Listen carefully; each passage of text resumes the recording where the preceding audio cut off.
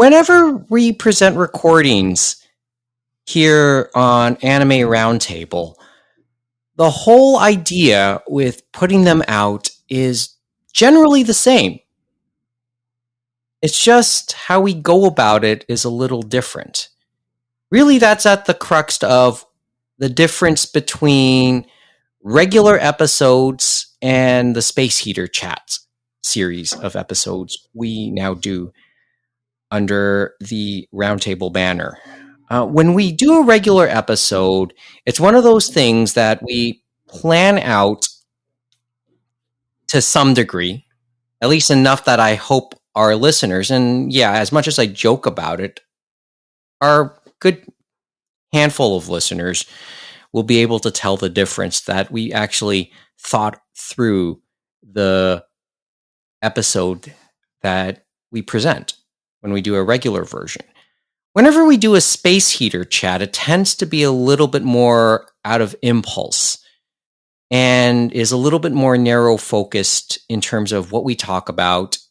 And really, it's just we present the topic and let the conversation go wherever it may. So basically, that's what we're doing tonight as we do a Space Heater Chat. Mike, Nicolas, James, Austin, Amy, Lynn, Greig, Kevin Ing around the virtual table.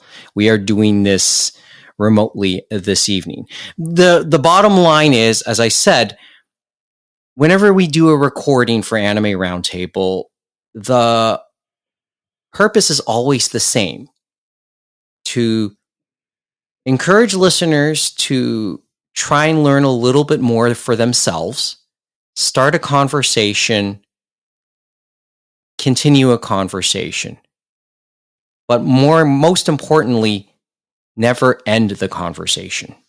We just give our 2 cents. We think it's worth something. And it's always in not so many words. We encourage anybody who listens to the conversation to, one, look around and see what else they can find out. And two, probably more importantly, add to the conversation here, which nobody has ever really done, by the way. No listener has ever really added to the conversation. Which is kind of a shame, because we want to hear that part of the story too. Hear what others think. And maybe that adds to our view as well. This week has been a hell of a week for our fandom and the industry that surrounds it. And it probably isn't, anybody who keeps up with the business of our fandom knows what the big story has been this week. I believe, what was it, 5 days ago? What's the date again? November 1st. Anime News Network announced that it is in the process of being acquired by Kadokawa. So a lot of questions, of course, start to pop up about what was going to happen to Anime News Network's business as a whole. Will it be overly influenced by Kadokawa? How much will they lean into their editorial content? Will they flex their muscles? Will Kadokawa flex its muscles and change the editorial content for Anime News Network? But I think, and we already know some of the obvious answers. The press release said as much. After show with Anna and After Show said as much too. We'll delve into that. But in the press release, we start to learn a little bit more about Anime News Network and what it's about to become a part of as it goes into Kadokawa.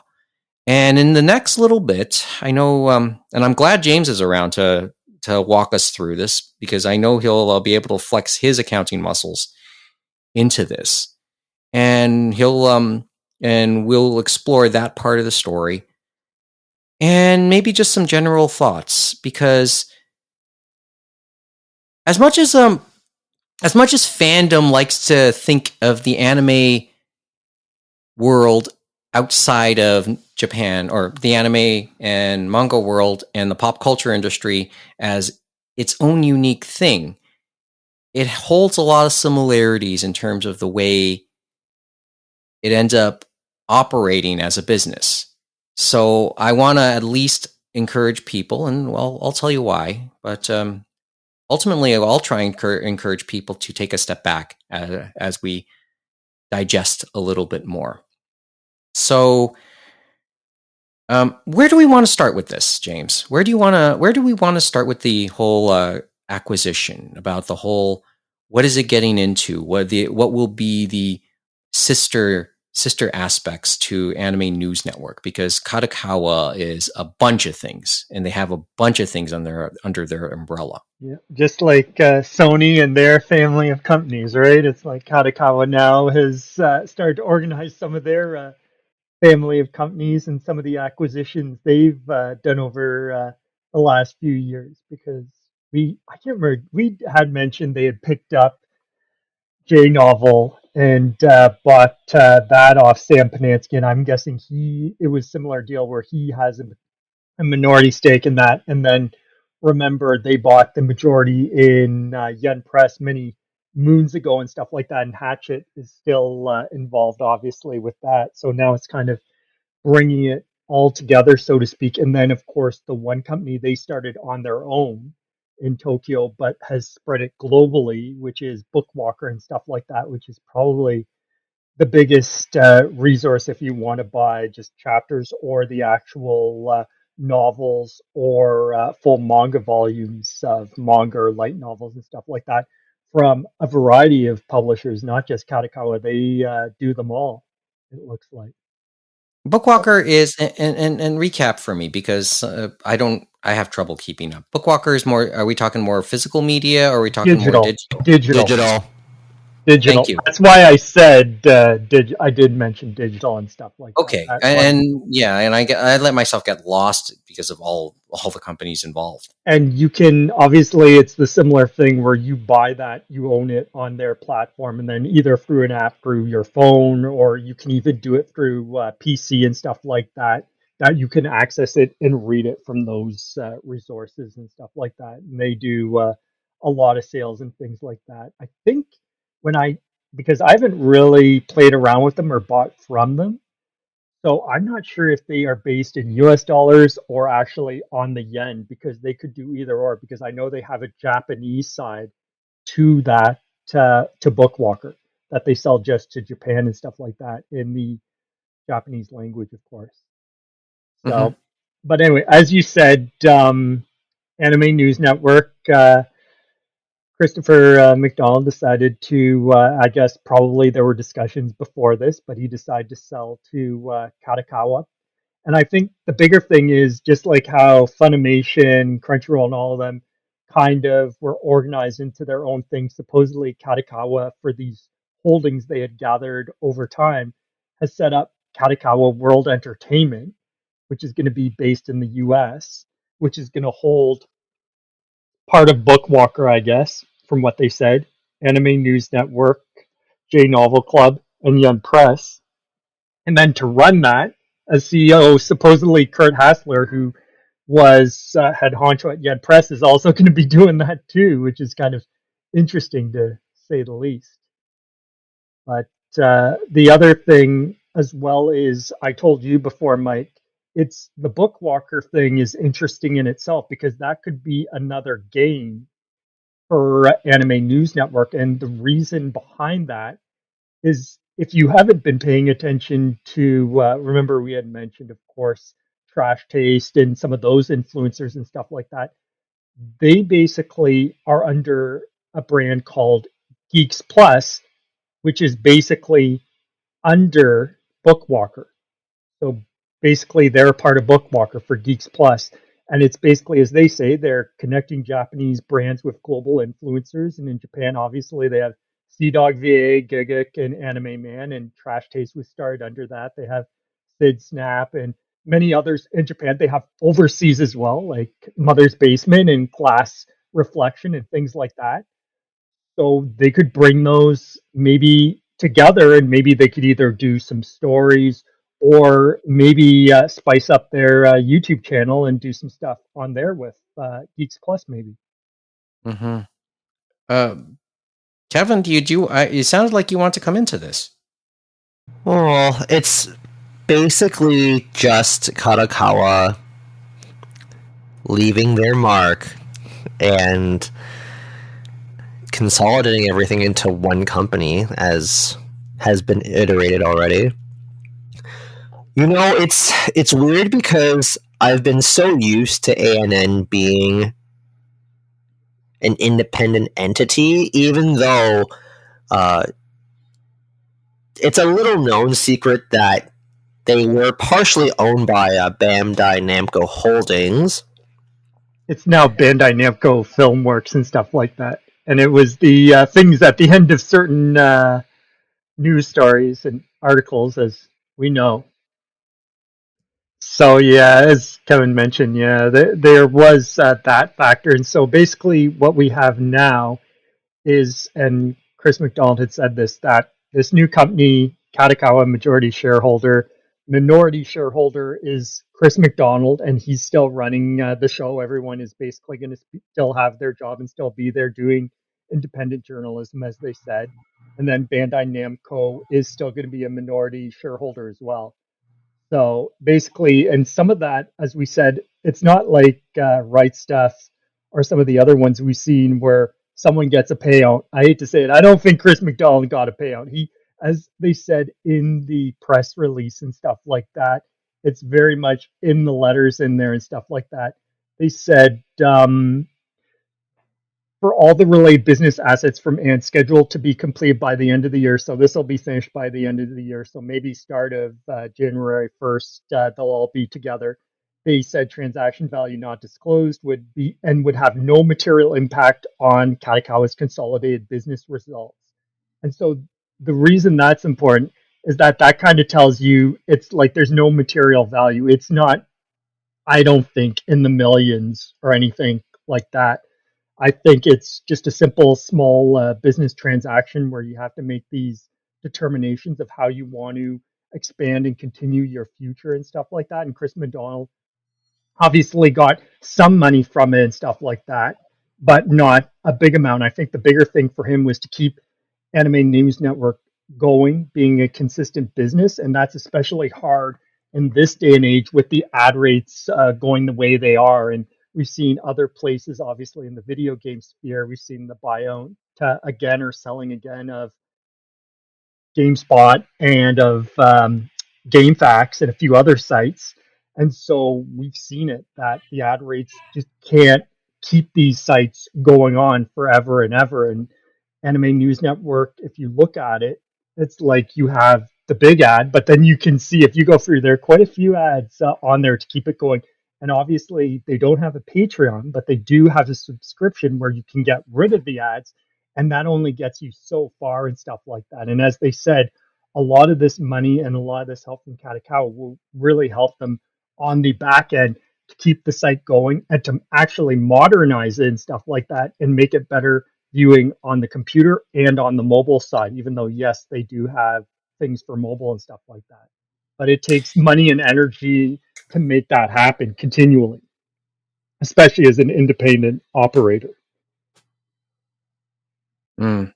Well, let's. As you went through that, I was just quickly reminded Justin Savickas as the news broke, and I don't, and many know, or enough people I'm sure now know Justin Savickas, who's a key guy in Discotek. He was also the founder of Anime News Network. He refers to it as his original startup. You should remember he is just a contractor with Discotek because remember, it's Media OCD is his That's his company. company. I That is know his company. So all he is just a contractor for Discotek. but in many respects, he's like rightfully or wrongfully one of the one of the faces anyway. Mm-hmm. He basically represents them in a public facing way, along with Mike Even and though Brady, technically because they're they not. help him run some of the marketing and like paneling and stuff like that.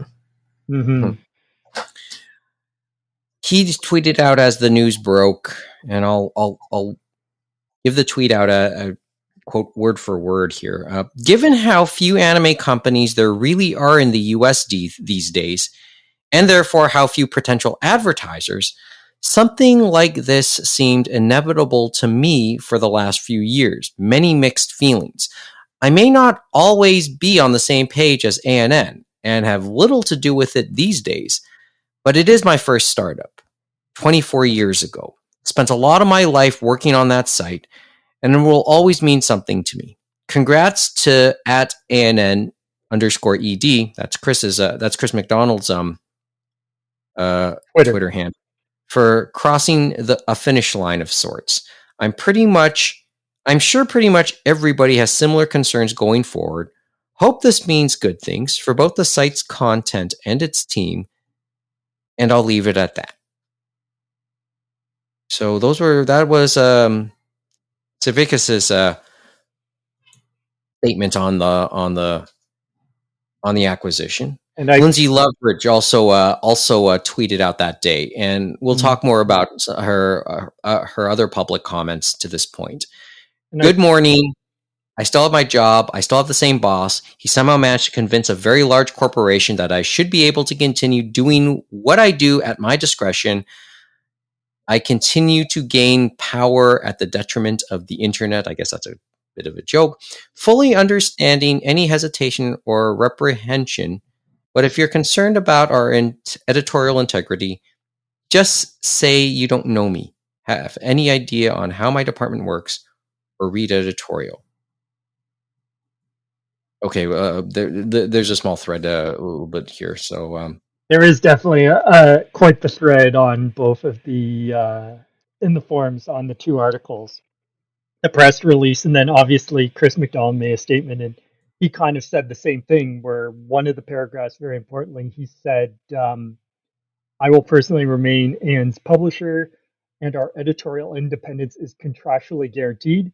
Obviously, some people are going to question that because, yes, people have had contractual agreements and contracts, and sometimes they don't always turn out like you want. But I think with the team they have, obviously, it could probably turn out for the better and stuff like that. And it's like, yeah, it says Anime News Network has a long history with being editorially independent of both our largest advertisers and our investors, and none of that will change. And kind of that goes to the Bandai Namco part, because they have always made mention that Bandai Namco, they have a minority stake whenever they cover things and stuff like that. And we've seen them cover, like, review products of them, and I don't think that has really affected them. It hasn't been all roses and kisses, to say the least. Sunshine and roses, I think that's the phrase.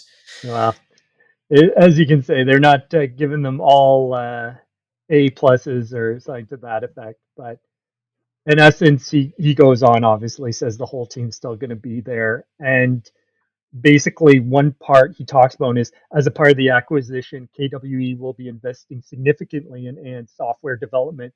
A number of new projects will be launched, and a number of projects that have been stuck in development for way too long will be prioritized, because it takes money to get things done, as I said before. So it'll be interesting to see in the next few years how it kickstarts them to change, and how the site grows and stuff like that, even on the encyclopedia side and things like that, because Anime List and all these other things have been bought up by other things, and people do use that. So it'll be interesting to see how they evolve these things going forward.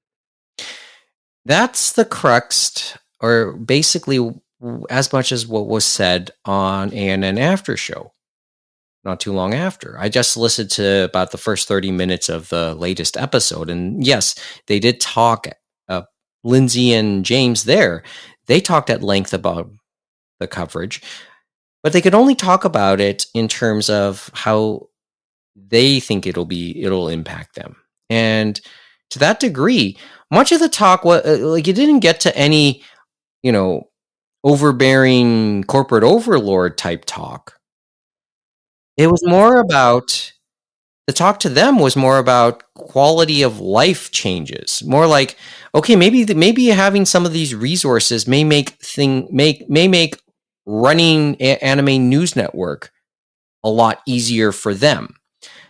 So Lindsay went at length about how outdated at points the ANN site is. So she felt that some of those resources could help them. They did talk about improving the subscription and making that more appealing. Although obviously details are a little short at the moment, and we can only speculate what that'll involve aside from advertising.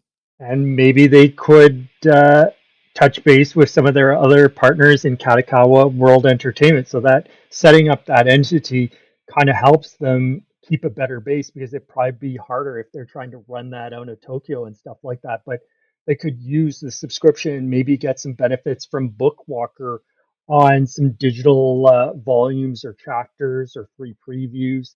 They could do the same with J Novel Club, maybe with some of their novels and things like that, and some of the manga they have on there, or maybe give like a free trial, so to speak, to J Novel and stuff like that for people to check out.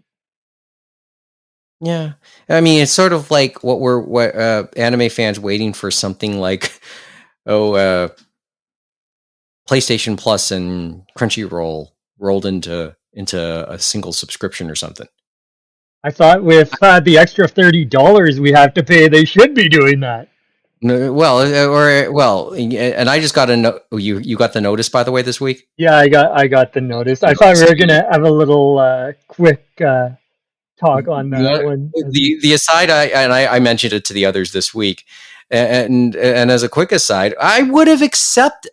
Like, first of all, it's a big jump. It's a big jump. It's a 40%. It's a 40% raise.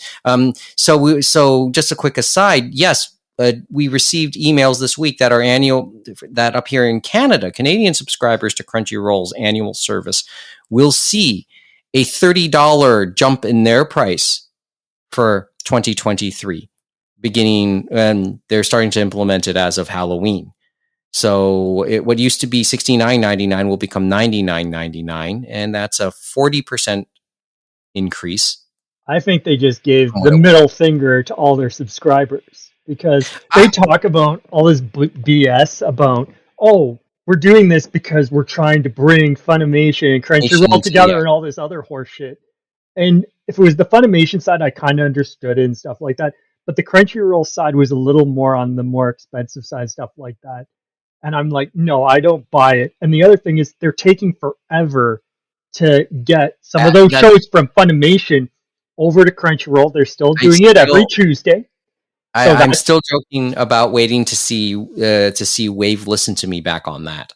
And then the other thing is, all those ones, they obviously aren't doing the digital to own anymore for the newer Blu-rays that are coming out. But all our old ones, we haven't seen transition of that from Funimation to Crunchyroll. It's still on the Funimation site. So there's a lot of things they still not need to figure out. And we're giving them money, and sometimes some of the apps don't exactly work like they should. Like they want to be the big boys, as they say. They want to be fighting against Netflix and Disney Plus and all that stuff, and Crave and all that thing. Well, then act like it and show us that you can actually run this company and this app like how you say you are going to be, because otherwise we should be paying what you're worth. You know what I mean? And you don't seem to think other parts of your business are worth anything, as we've heard from before. See, James pretty much said it best, and I know Kevin holds a similar sentiment. My line has been fairly consistent. Maybe we can have this conversation if that price included offline downloading. I'm just saying. Yeah, there's a lot to be desired, to say the least. Like, if they had had a price increase, I think some of us would say, okay, we kind of understand. But when it's that much, it's just kind of like, woo. It'll be interesting to see how many people decide to, as they say, hit the unsubscribe button or stuff like that, and how much they could lose there. Because I know on the Sony side, on the PlayStation Plus, they supposedly lost a good chunk. It wasn't a big amount, but it was still a significant amount when they changed up their PS Plus subscription and put it into free tiers because people were so confused. They're like, hands up, nuts to this. I'm not going to do this anymore. We're going into recession. Let's just stop this now. Like, I don't need to play my games online. And it was interesting. Well, there's no real incentive to do that. Such a huge increase. Well, it is, yes, that too. But, and we're talking like a bunch of, well, you just brought up PlayStation. We just brought up Crunchyroll, same corporate owners. So, yeah. Okay, Kevin, you have a thought? And then we'll continue on the whole. Well, there's only so many of us subscribing anyway. What does it really matter to them? Like, I agree. We do get the biggest library for us in the US and stuff like that. And that when they did the lower prices for some of the other regions, yeah, they didn't have as big of a library. But I still think our criticisms are valid based on how much they sent it up because it's still ridiculous in my mind. Because they already did the increase for the US, right? I believe so. Mm-hmm. I forget the timeline.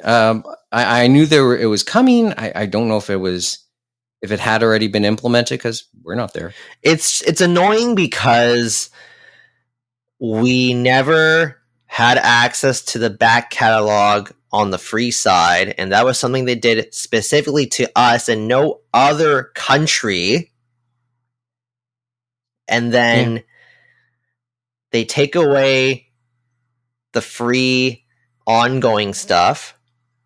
Anything ongoing is no longer available for free. I believe the back catalog should still be available for Americans and everybody else not in Canada. Correct. They did it up to the spring 2022 season. So that's how they did it for them. But as you said, Kevin, we got the ass's boot, so to speak. And some of that was, as they said, ad rates were shit in Canada. Like, we were a nothing burger to them, and we still are. And the other thing, probably, that I'm surprised they didn't put in the release is our dollar is shit too. So that was probably another reason. Sometimes I just think, like, we can't be worse than, I don't know, Turkey or Liechtenstein or Uruguay or any other country in the world. Like, it makes no sense to me. Depends on how big a market you are and the type of access you have to a market that does matter. I always just assume somebody in Crunchyroll hated us. That's just how I rationalized it in my head. I think that's someone in Silicon Valley, huh? I think that a lot about work too. So,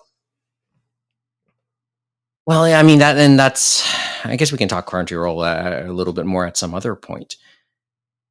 Let's reel it back a little bit. Okay, so let's come back down to the other burgeoning corporate umbrella that pitched up a little more this week. Back to ANN and Kadokawa. Okay. I know we hinted a little bit about some of the heads of Kadokawa and some of their legal troubles. James wasn't on when we brought him up. Well, they had that before because it was one of the brothers. They had another similar scandal before with one of the other brothers before, and he had started his own company because they supposedly would go tit for tat. But I know they had other Japanese companies in this scandal with the Olympics, and I think all of it was probably just for domestic eyes, as they say, because I think even if you had like all the people coming across, what does anyone in any other country care or know about Kadokawa or some of these other things like Dentsu and stuff like that? You know what I mean? Like, I think they only meet, which is probably, and I think it was a domestic play, and it blew up in their face, especially with the unexpected add-on of COVID. Yeah, it's just, I guess that's the optic within Japan itself, and if the stories were more closer to home, those type of stories aren't. They're funny to watch because in some respects they don't really surprise you. And we had talked about the one with UFO Table too. Remember how they were just taking like actual money so that they say it's like, oh, I can do better with this and stuff. It's like a very weird thing going on, and I'm sure it's in other countries too, not just Japan over there. But they do some funny stuff where it's like they think, oh, I can use this or I can do whatever, and it blows up fantastically in their face. Like if they just Mm. stuck to the straight and narrow, they probably would have lived a better life and stuff like that. Not to say Mm, that maybe their government is using it in the best way, but probably going about how they did it is definitely not the way. uh, just a thought, and people still. I mean, people will wonder about that part of the story. So yeah, so we've given enough about the whole like nuts and bolts right now, right? Right. And some of the potential for later on. I guess as you said, the J Club, J novel, Yen Press, etc. The potential of say Trash Taste being a little bit further in the family, being under the same umbrella and in the And I same family. know the Trash Taste Boys, they've done, well, it was just their top anime list, but each of them did a article like that for Crunchyroll. So you could have something like that with some of their influencers, as I said, on Yeah, Anime you can. News Network, whether it's video through YouTube to spice up that part of the site or just some articles in there and stuff like that, some Like specials, which once they again, normally do what, on different things. yeah, once again, the potential to pool some of those resources and see if for benefit for ANN's long term overall benefit. They've always said they were looking forward to seeing they're curious to see what other resources could open up to them through this deal. And they can talk not just anime and manga, but obviously video games. Anything Japanese pop culture definitely could work through this company, the Kadokawa World Entertainment, so to Mm-hmm. speak. And as we said, you had mentioned the scandals. I don't think they'll have too much of a big impact overall because of how massive Kadokawa is and how many hands they have in so many pies, just like Sony and stuff like that. Yeah, it's just yeah. So cutting off one wouldn't make a big difference, or one part of it doesn't make a big difference to the whole. And It's too big. all the things that they have had going forward. Like they had a very aggressive anime strategy, and they had to cut back during COVID. But now, for the last few seasons, you've seen that they've been really aggressive. There's a number of Kadokawa shows coming out each season, stuff like that. And I'm sure some people could say that's a lot of isekai, and yeah, there's some of that too. But uh, they're still going at it and stuff like that. Mm-hmm. I think. Well, speaking a little bit more generally too, and it's also a constant reminder to Japanese companies that their own, like with these moves, with them wanting to be more internet, like acquiring entities that are a lot more international based, like translators, like J Novel, like Yen Press, who translate for other regions and localize outside of Japan. Anime News Network is the latest. It's just one of those things that where Japanese based companies are just it's their ongoing realization that their domestic market is only worth so much to them now. That they can only get so much money out of that. I mean, I think there was an article this week about Square Enix saying the same thing about how their games are doing in Japan. Although some of the issues there, of course, are larger issues, but I'm just work with me on that. Or there's some consistencies as to the movements being made here. If Square Or the Enix cared about how much their games impact Japan, they wouldn't have came out with some BS thing about why there can't be black people in Final Fantasy. there's a bunch of other So issues yeah. too. Yes, that article came out a little later in the week. Oh God, I guess we should save that one. I want to digest some of that stuff. And Sony's had the same issues, stuff like They've that had too, where basically the West kind of gobbled up their game sector and they're very AAA Western focused now. and they've basically gotten rid of Japan Studio, and that was a core pillar for decades. You know what I mean? Since the beginning of the PlayStation brand, and it's just sad to see. And all of them have had to either go independent, or quite a few of them, ironically, they went to Nintendo. Well, but it's that. So, what's your motivation? I think that someone at Kadokawa just really wanted at anime on Twitter. It's such a huge thing that they saw it just standing there. It's like, well, what's this anime news network? Yeah, well, we'll buy it. I want to be at anime on Twitter. We're Japan. We're anime. Um, Branding's a thing, is it not?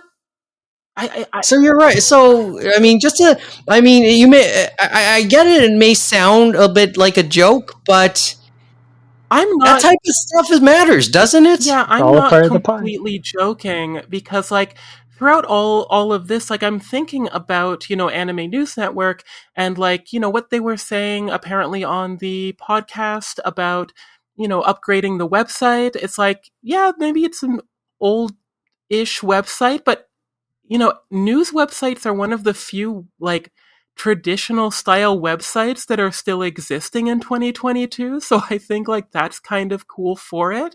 Like it's like these days when I'm thinking about going to a website, it's pretty much news websites. And I think sort of expanding, like I think Anime News Network has so much potential that is kind of being wasted as sort of the world, for better and worse, shifts into a social media kind of zone. As you were talking, I scrolled through Anime News Network's Twitter because, I saw their initial tweet and I saw the amount of likes and it was about 500. I'm like, okay, that seems small for what I think is the biggest, like, anime news website and presence on the, like, English speaking internet. So I scrolled through, it's like, okay, what is the closest, what surpasses 500 likes for an Anime News Network post? And we have at around 700, Happy Birthday Armin from Attack on Titan. So that's more important than being bought by Kadokawa. We also have just a picture of one of the Chainsaw Man characters cuddling the chainsaw dog at over 1,000 likes. And we have What's Your Favorite Anime Witch with fan service cat from Soul Eater. Aside from that, nothing really breaks 200 and most of them are at about 70. So I kind of hope that this, like, buyout, merger, whatever, I hope it can kind of spark some more, like, whatever gets people to like Chainsaw Man dog being cuddled. Because I don't know, I feel that there's so much potential with this website, and it's weird that their Twitter presence is so minuscule. For at anime, it has, again, it's at anime. This should be bigger. I don't know what else to add to that. Evan? I don't follow their Twitter too much, but I'm in agreement with Amy. Although I'd be surprised if they didn't post some of their interest articles through the anime feed as well, because there are plenty of those kinds of articles on the website. They must do that, but maybe they could phrase things a little differently on the tweet itself so that they could get better engagement, perhaps. I'm guessing most of their audience is on like on the website, but it's weird that they're not trying harder. Like maybe they saw the writing on the wall with Twitter and they are going to go to Mastodon, but I don't think that would be a business savvy thing right now. But yeah, I don't. It's weird. Like it's kind of like the Japan Alumni Association, the JET Alumni Association in Toronto that I've been a part of. We were surprised that a lot of our audience is still using email newsletters and the website. Like we figured that, oh, everyone's going to be just, on TikTok and Instagram. But I think we have enough of an age diversity where a lot of the people are going to those more like traditional online spaces. So it might just be that Anime News Network's audience skews older, where, yeah, they might be on Twitter, but these are the kind of people who are routinely, checking a website, a couple times a day.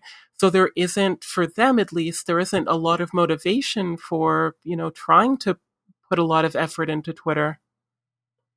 Wow, and all this is now making me feel old.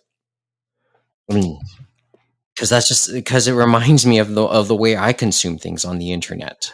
And for reference, only this week, I am so surprised that nobody took out the name Anime Roundtable on TikTok.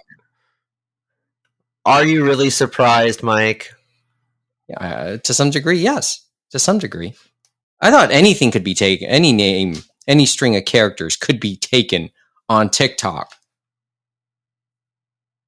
I thought it would be like Anime Roundtable, _ 666 or something by now.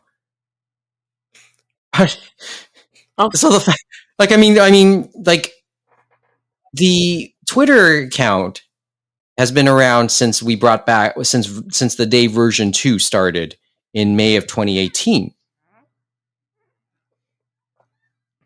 and Instagram, and then everything that we brought up afterwards, Instagram, Twitch, YouTube, and now TikTok. Those have come after, and nobody's and by and large, those names are still were not taken. The YouTube one we can open to some debate. So it's just, as I said, you made me reflect on branding and names and all that with that little thought, Amy.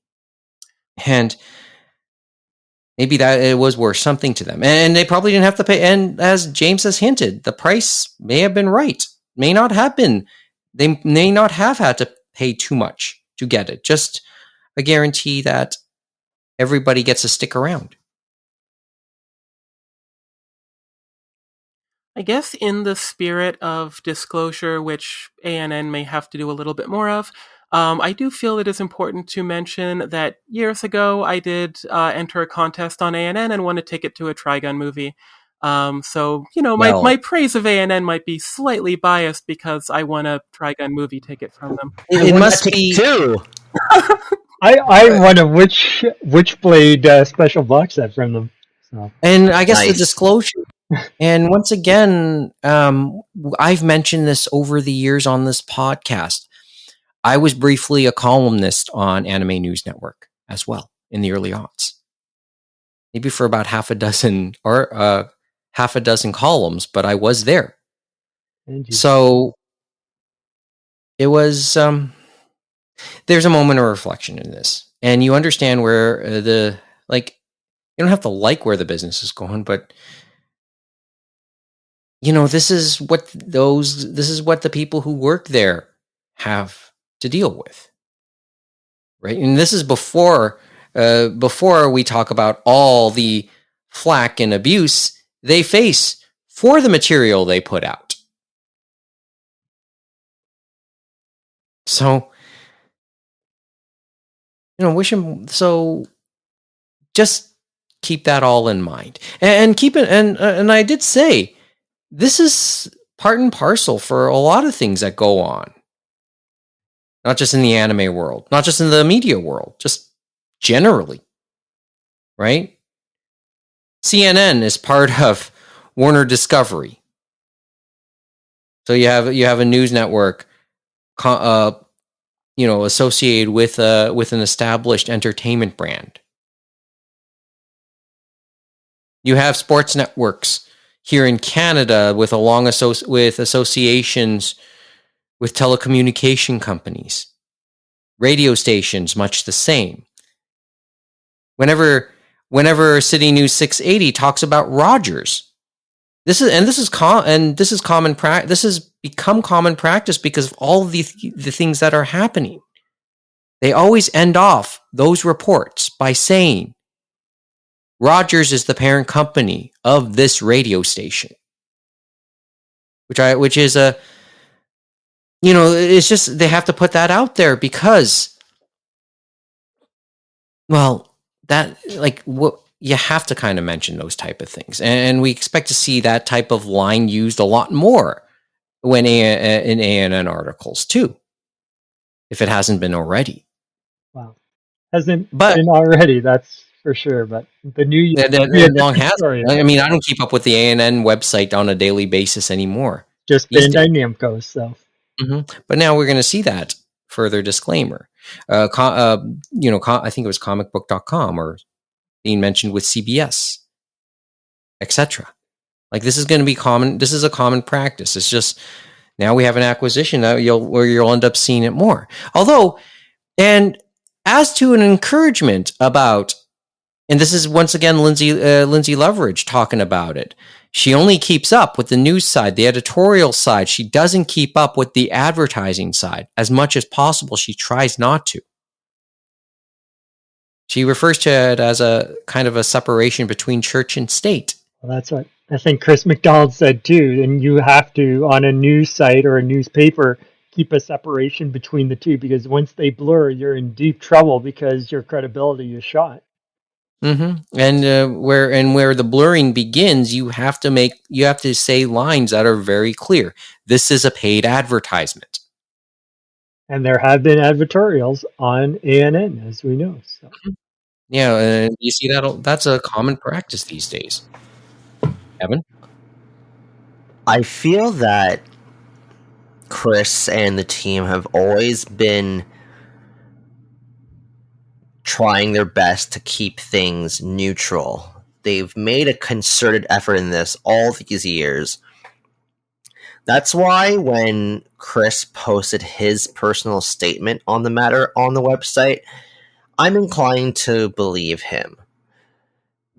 Of course, who knows what will happen down the road? And there are plenty of skeptics on social media about the decision as well. And they're not unfounded. Because we've said earlier, there have been similar moves in the past, and even though it was stated, oh, nothing will change, things will largely stay the same, like, things eventually do, for better or for worse. So the jury is still out there, but I do feel like they'll keep their journalistic integrity for as long as Chris stays at the helm. At least that's what I want to believe. The angle for me is probably a little bit more of a humorous slant. And that's John Oliver. When he constantly jokes about Last Week Tonight being on HBO. And then he'll do the odd segment about HBO's corporate ownership. And in recent years, how that has changed a couple times over. And then he talk spends about that AT&T too, right? It's sugar daddies, as they say. Yeah, and he spends, literally half episodes slamming his corporate owners and hoping he never, and this isn't out of fear, but he just says for their own, pretty much saying, in not so many words, saying for their own well-being, he hopes to never really talk to them. He's in recent year, in a few months ago, or at the beginning of the year, in talking about all of this, he jokingly said, and he means it, I'm pretty sure, there's no hand more tastier to bite than the one that feeds you. And I think it's both a humorous and I think a brave attitude to take. And this is where I hope Anime News Network continues. Taking on that type of attitude. So the thing is, as I said, it's fandom. If fandom believes that the anime world is its own thing, then this was a reality check about how much it is a business, and it's not that much different from a lot of other businesses. It's sad in many respects because we do look at what we watch here. The anime that we watch on our screens, the manga that we read, the manga and light novels that we read in bound books and e-readers. They're works of art. It's just that they're in a certain frame that in some ways it's just trying to, keep just swim in without getting lost in. So this is just first blush on the whole thing, and it's just always just it's a moment of reflection, just another way to see how everything how we think this whole thing will eventually start to settle down, and it'll be fun. Kevin just said it.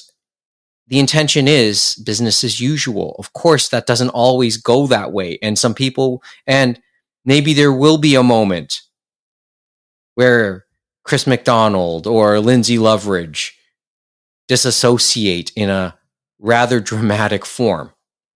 Maybe. And people will be waiting to dogpile on that. Let's just wait. Well, I'm sure that chance will come. figured the likelihood will be slimmer than those people probably think, because I think it's been a long yeah, time to evolve to this point. Because you look at where it started, obviously with Justin Sudeikis, that it was a fan site, and there were many ones at that time. There was Anime Turnpike and all these other things, and obviously anime news service. obviously Justin handed it off and sold it, I believe, to I can't remember if there was one before Chris. There was a There's person one before person that. before Chris, and then they handed it off It might to have been Chris. Cookie.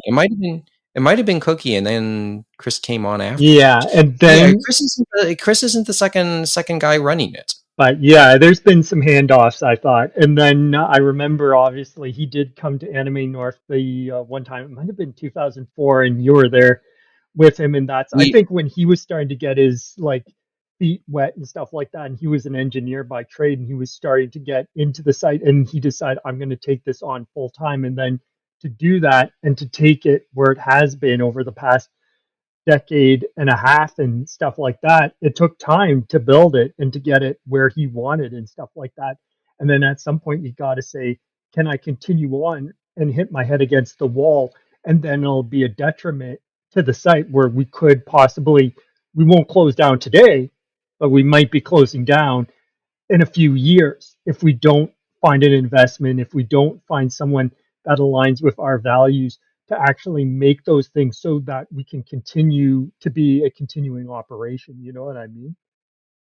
Yeah, and I think some of that was there too. You know what I mean? Like, they have to evolve to stay relevant and stuff like that. And I think they'll continue to go on. I don't think it's going to be like, for example, remember anime on DVD with Chris Beveridge and stuff like that. He had sold to what was it? Was it Mania or some sort of website thing? It was Mania, yes. Yeah, Mania. And he stayed on for a bit. Then obviously he left to do Fandom Post, which he's still doing right now. But we've never heard of that company for the longest time that he sold that to. And it's sad, because he had a lot of content on there that I'm sure he would love to have on Fandom. But that can happen.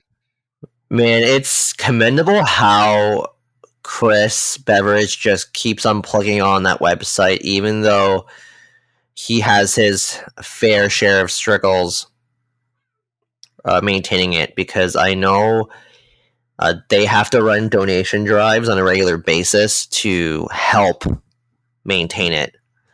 And I think that was the other thing I was thinking too, is to get those donation drives to make sure Chris and his family can live and stuff like that.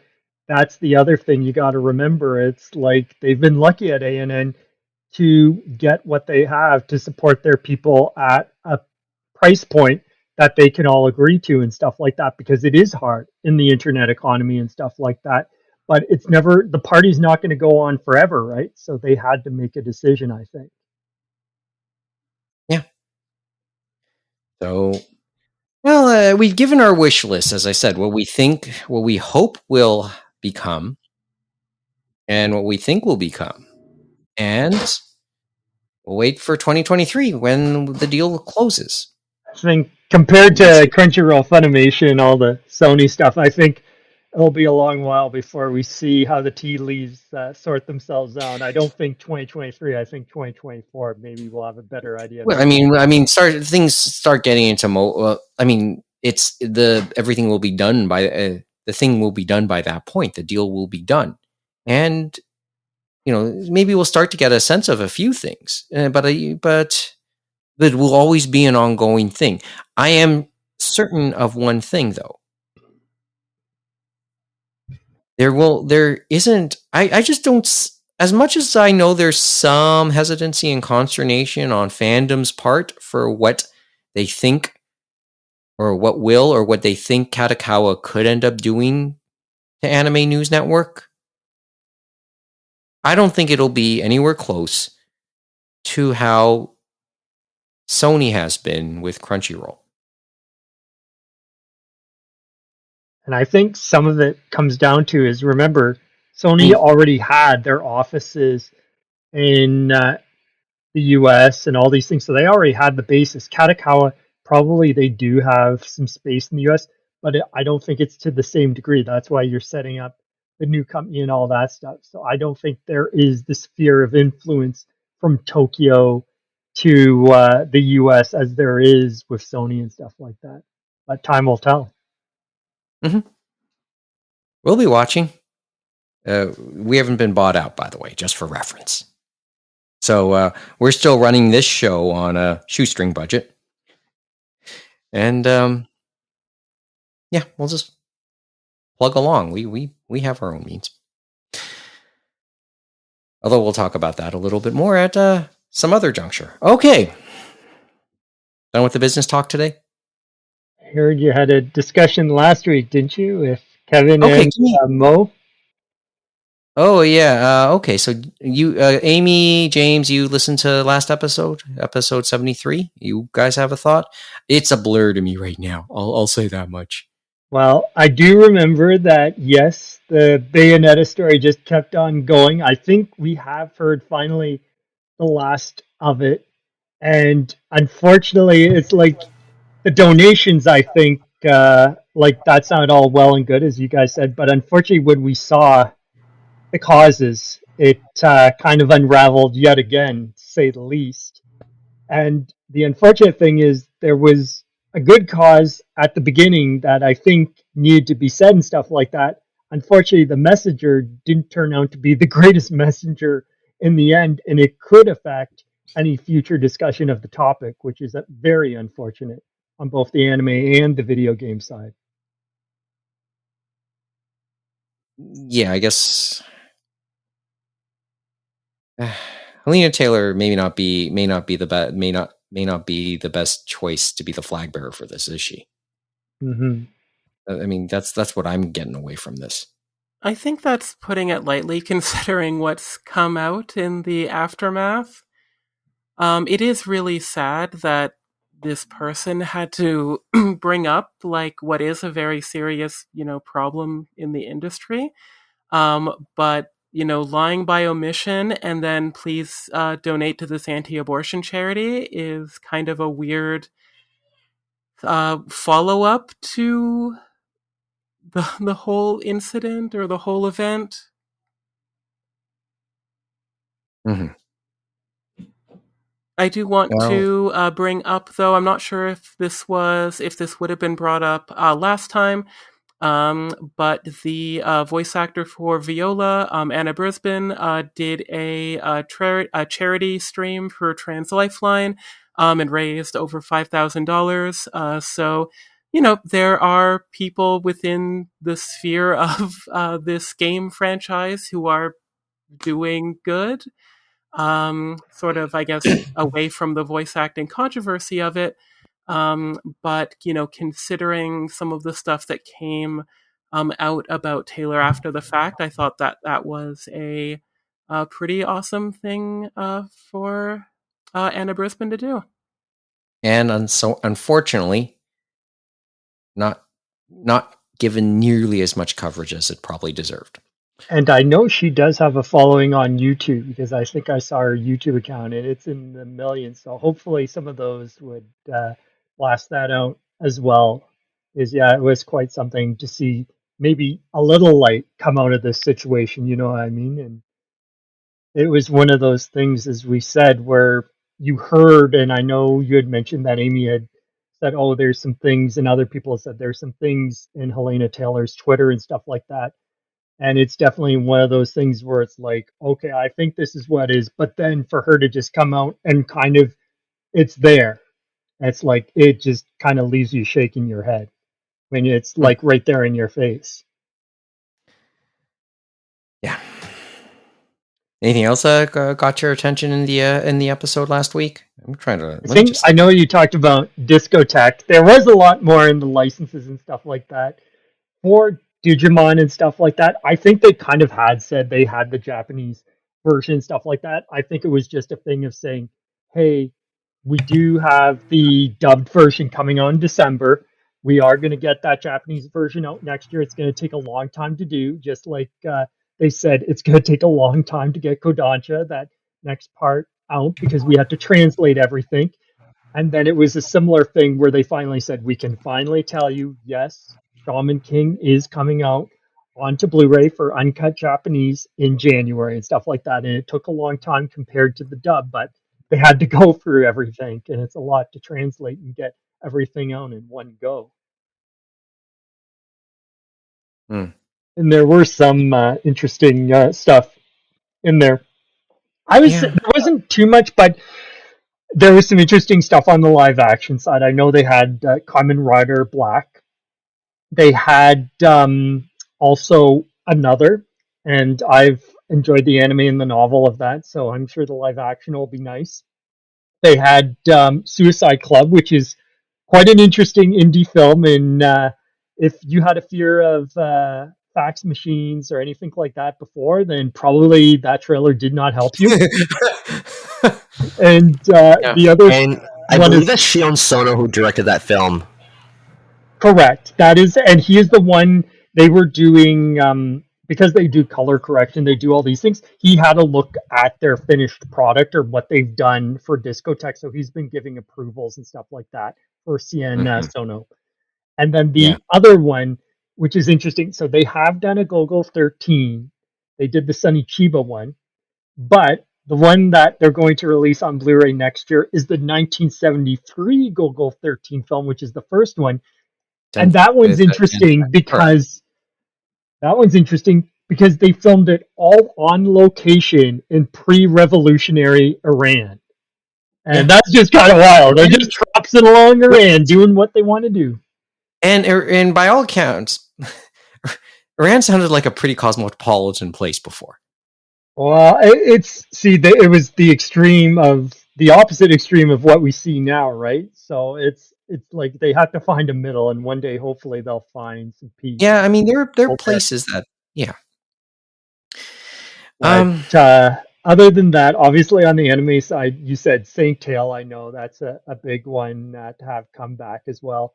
They had some more Dazaki stuff in Aim for the Ace, which when I see that trailer, because it's about tests and stuff like that, and they're just hitting a ball into someone's face, and the thing I'm thinking, if this was real life and this was the ATP tour for female or male, that would kill someone. But they just walking it off. But that was when you put it in those terms, you make me think of scenes from Princess Nine, just for reference. Oh man! But they had and yes, they did at the end. Gal Gaigar was announced, as Kevin had said. It actually it was one they didn't mention there, but they just mentioned in their solicitations. It's coming out on Blu-ray in January for Gal Gaigar, but Gal Gaigar Final is going to be later, from what it sounds like. And so we have that. And I know the other big one they mentioned was the English subtitled release of Sonic X, and that's another one where it takes time to get it all done, and all the approvals from Sega, as they mentioned, is quite the thing to get done. So that would be interesting for a lot of Sega and Sonic fans.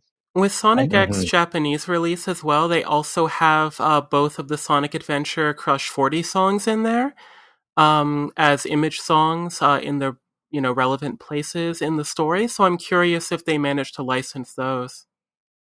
I feel like they said they tried to get everything, and they said the release will include newly restored video, newly revised subtitles based on Hulu. Yeah, and so and making sure everything matches Sonic terminology. Yeah, I think they tried to get everything they could, but I guess we'll see when we get closer to release. And then It there's is still, like with things like Shaman King and Sonic X, and I think there was the attempt with Metabots and such. It is interesting that these days there is the attempt at getting the subtitled releases for things that, like, as far as localization and licensing, probably never like intended to have an accurate even partially accurate release. So it's an interesting time we live in, and I'm hoping that um, it looks like they're popular enough, or else they wouldn't be continuing. Um, and I'm not sure what's left. I guess the well, other we had talked kids about, I know, Monster licenses. Rancher. Yeah. Oh But yeah. Yeah. they had what was it, Ultimate Muscle? They announced for the dubbed version, so it'll be interesting to see. Obviously, yeah, if they get a subbed version for that, because the dubbed version is the 4Ks one. So it's funny how we made mention of uh, four kids and stuff like that.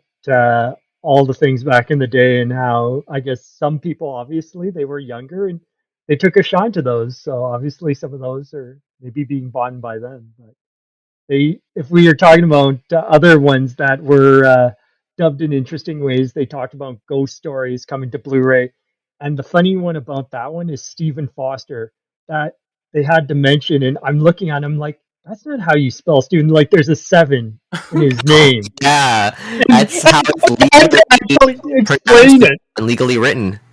That's how it's legally written now, and I'm like, well, I guess I can't argue with that. But it was just a funny thing to say, because I guess he was gonna do uh, a commentary track on the release, but I know a lot of people love that. And then obviously, I guess Fist of the North Star still did decently and well for them, because they got the Fist of the North Star movies and stuff like that that were released, I guess, in 2007, 2008, and stuff like that. And they decided to dub those as well. And they had some. Something something tells me we're not going to get the Japanese language release of like Fighting Foodons or Flint the Time Detective, though. Mm, I think there are well, some things that are probably too obscure even for nostalgia-ridden fans. well, Hmm. they admitted Saint Seiya is in that boat, unfortunately, which is too bad, but that's how it goes. Like, sometimes they do some release to test the waters, like they did with Saint Seiya. It didn't work out, That's but okay. We supposedly have the Saint Seiya Netflix show, don't we? Did that come out? The live action one? Not that I'm aware of, but not yet, I don't think. I But think yeah, it's been done. Like, isn't it in the can for a while? I guess we'll have to see, because they haven't said anything about it releasing yet for that Saint Seiya live action from Netflix. I feel like if they do release it, there are other countries before North America that, sorry, before US and Canada, that they would release it. Like, I feel Latin America they'd want to hit, because it's so popular over there. Yeah. And then I know that there's some other ones that they've released, like Yurtse Yatsura, the movies, that they've built the following, so that allowed them to do the series. So it all depends, right, on how these things flow. And I know, funny enough, there is another Dezeki one they announced there too, which was a classic one, which is Treasure Island. Supposedly they're going to release that next year. So they Looks like definitely had a Saint lot of Seiya's. old programs, but it was interesting. It looks like Saint Seiya's coming in 2023, so it's close-ish. Hmm. yeah, okay. All right. Well, that's the other stuff on the minds. Nothing else stick out? No? No, that was most like there were definitely a lot more classic, I'd say, and older shows from what we saw since I was mentioning Dezeki and we're mentioning some other things. And sometimes you have older shows, sometimes you have some stuff from the aughts. I guess it all depends on what Mr. Discotek is able to license, but they admitted they still have a lot in the can because they still have everything for 2023 filled up, and that he's just rearing to go license some more stuff, it sounds like. Mm-hmm. So it'll be interesting to see what they have. Maybe they got a few more things from Crunchyroll, but that may not pan out because I know Crunchyroll, for example, as I mentioned last time I was on, remember A Sense of a Bookworm. They had said, okay, you can release season 1 and 2 Sentai, but season 3 is going to be released by Crunchyroll themselves in January. So it'll be interesting to see what happens to some of those shows that they had lent out to other people if they're going to come home to roost, so to speak. Yeah. Anyway, I guess my last follow up from last episode is yes, esports championship week is now over. So as we taped last week, the ending of the Dota 2 International was finishing up, and then late Friday night, the Overwatch League finals came and went. So the playoffs basically happened, and over the last weekend, the finals happened on Friday, and then last night, League of Legends, the Worlds finished up in San Francisco in front of a raucous 20,000 people plus crowd at Chase Center in San Francisco, and maybe one of the greatest underdog stories in recent esports memory happened. So it culminated. I think that was the word I was looking for. So all worth the watch there. And it was actually fun watching. I actually ended up preferring to watch that over the World Series. Yeah. You mean the Houston Astros? Yeah. Question is, did they win it legitimately this time, do you think? Well, I'd like to think so this time. I feel good for Dusty Baker, though. He came out clean on this. He's probably the one you think it's nice for him. Yeah, I mean, if you want me to really be nice, kind about this, Dusty Baker's always somebody I felt for over the years. So, yeah. That's almost it. I do want to put out a few other things, just food for thought when we come back for our next episode. And for reference, this is the 4th week in a row we've put out an episode or a taping or a recording of any sort, which doesn't happen often. Hasn't happened in version 2. We were doing weekly episodes at the peak of version 1, but I can't recall a time, even during the pandemic series, although that's ongoing. I can't recall a time in version 2 where we've done episodes 4 weeks in a row. But that's what we've just done. I do want to leave some food for thought in what could be our 5th episode in as many weeks. We'll see about that. We are halfway through November quota, 6 days in. But with all this talk, and I just realized this, and all this talk we just had about Kadokawa and Anime News Network, there's another entity related now that I would like to talk about a little bit more. And that's Tencent. The Chinese internet conglomerate. So that's just somebody I want to do. There was a feature article on them on Anime News Network. We know they have an investment in Kadokawa as well. And that's a group I want to talk about a little bit more too. And maybe this is part of some of the fears people have. It's just that I didn't want to, that's going to be, I'm sure, questions that'll come as this whole thing with Kadokawa and Anime News Network continue. But does anyone want to try and take a kick out of the can right now? I think for some of those, like the Tencent and some of those Chinese companies that have been buying up certain percentages, I guess, of video game companies and other companies. And yes, Tencent has stakes in Riot and Epic as well. And I think they will not, nothing's really going to happen, I don't think, but they definitely have an idea of the future, and they're looking at the social media side and stuff like that. And similar to what Amy had said, that if there was anything they were going to influence, it would be probably be pushing that social media side and all that other side instead of the traditional side, which it feels like Anne is still a part of and still gets a big part of their readership from. That they're loyal enough to continually check in on them on the actual website and not on like a feed or something like that. Hmm. Kicking and screaming. That's another phrase we often use when talking anime here. But but there's a bunch of other stuff we know that's happened. A couple of other headlines and things we're talking about. And trust me, if it has our attention, maybe we want to talk about it just a little bit too. It's just it is late Sunday, and we all have stuff to do on Monday. So thanks for gathering around the space heater, guys. Thanks for the time. So if you have if our listeners out there, thanks for listening. If you have any questions or comments, you can contact us on the old school versions of the internet. Email animeroundtable@gmail.com, or you can look up our long, out of date, even worse than ANN's website, animeroundtable.com. We do have socials there. We have yet to, and the modern stuff on the internet, the socials, although they're hardly ever updated. Twitter, Instagram, and now TikTok at Anime Roundtable, twitch.tv/Anime Roundtable, the YouTube channel. Yeah, we'll hopefully we'll be able to modernize at some point. But at its heart, we're still a podcast. So check us out wherever you get wherever you get your podcasts, Apple, Google, Stitcher, Spotify, and leave us a review. So hopefully those vibes will pass on to others who will want to hear us at some point too.